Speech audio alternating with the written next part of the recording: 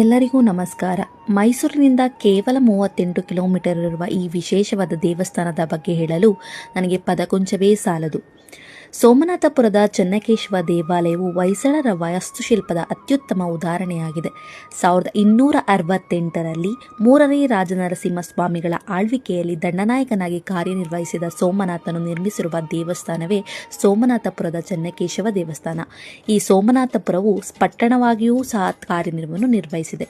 ದೇವಾಲಯವು ವಿಷ್ಣುವಿಗೆ ಸಮರ್ಪಿತವಾಗಿದ್ದು, ಈ ದೇವಾಲಯದಲ್ಲಿ 3 ದೇವರುಗಳಿವೆ. ಕೇಶವ, ಜನಾರ್ದನ ಮತ್ತು ವೇಣುಗೋಪಾಲ ಎಂಬ 3 ರೂಪಗಳನ್ನು ಒಳಗೊಂಡಿದೆ.